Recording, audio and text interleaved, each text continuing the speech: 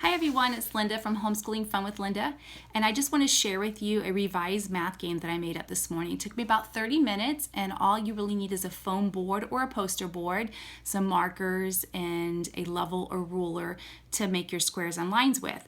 You've seen us play this game before in the past. I originally made it up a couple years ago, and then I revised it last year to reflect his current math skills.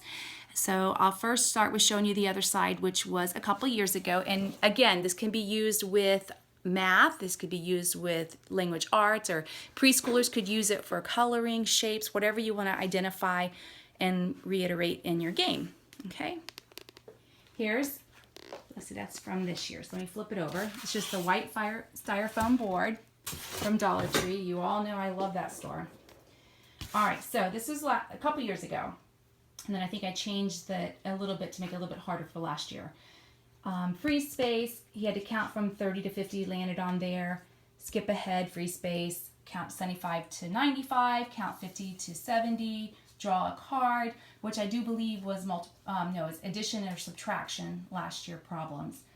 Again, if you're doing preschool or kindergarten, you could do a simple addition, or you could do colors, letters, shapes. They have to read whatever's on the flashcards that you put in the middle. And counting, just simple, basic, fun squares. Count to 100 by tens, and you work your way around the board. And I always let him pick out whatever character he wants. How many is in a dozen? I did a few, what time is it? Because we're practicing our time and stuff like that. All right, so, and then finished. And then this is the one I made up this morning. I just flipped over the board to use the back side. And I have a spot here for our cards, which we're practicing and remembering his multiplication table that we learned last year, because we all know our brains go to mush over the summer. I know mine does. I let him pick out whatever character he wants. Little monster guy here, little doggy for mommy. And then we have one die. We just roll one because we want him to hit as many spots as we can as they go along. So this year we have, let's see, draw a card. Like I said, lots of multiplication. Draw 2 cards, go ahead 3 spaces. What time is it? Problems to solve. Along the way, I'll give him little pieces of paper.